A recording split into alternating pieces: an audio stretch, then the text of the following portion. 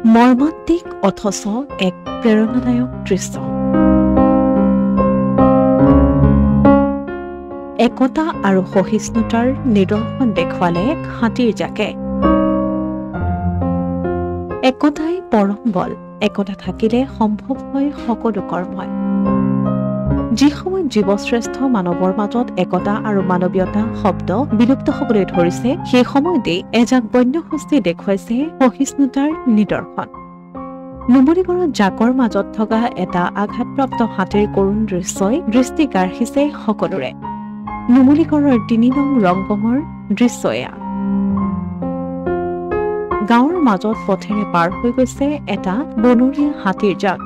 হাতীৰ জাকটোত আছে এটা আঘাতপ্ৰাপ্ত হাতী। ভালদৰে খোজকাঢ়ি যাব পৰা নাই হাতীটোৱে। আঘাতপ্ৰাপ্ত অৱস্থাৰে পথ পাৰ হৈ চাহ বাগিচাত প্ৰৱেশ কৰিছে হাতীটোৱে। কিন্তু আঘাতপ্ৰাপ্ত হাতীটোক এৰি নিদিলে লগত যোৱা হাতীৰ জাকটোৱে। আঘাতপ্ৰাপ্ত হাতীটোকো লগতে লৈ বিচৰণ কৰিবলৈ ধৰে হাতীৰ জাকটোৱে। খাদ্যৰ সন্ধানত দিশহাৰা হাতীৰ জাকটোৱে এতিয়া এনেকৈ বিচৰণ কৰিছে।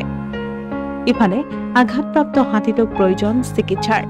আঘাতপ্ৰাপ্ত হাতীটোৰ চিকিৎসাৰ ব্যৱস্থা কৰিবলৈ আহ্বান জনাইছে স্থানীয় লোকে। শুই উঠি দেখো হাতী জাকটো গাঁৱৰ মাজেদি আহি আছে, আহি পেলাই ৰিজাৰ্ভলৈ গৈ আছে, গুটিবাৰী ৰিজাৰ্ভলৈ। তাৰ মাজতে এটা হাতী অলপ আঘাতপ্ৰাপ্ত হৈ আছে। সেই হাতীটো কিন্তু চিকিৎসাৰ প্ৰয়োজন। আগফালে ভৰিটো বহুত আঘাত হৈ আছে। তাকে আমি চিকিৎসা কৰিবলৈ কাৰণে অলপ আমাৰ বনকৰ্মীসকলক আমি অনুৰোধ জনাওঁ যে হাতীটো সোনকালে চিকিৎসা কৰি অলপ সুস্বাস্থ্য কৰক। বহুত কষ্ট হৈছে। আমাৰ ৩ নং ৰংগঙত গুটিবাৰী যাবলৈ আহিছে আজি ১ নং ৰংগঙৰ ফালৰ পৰা পুৰা লেং মাৰি গৈছে। হয়, অসমীয়া প্ৰতিদিন ডিজিটেল সংবাদ, নুমলীগড়।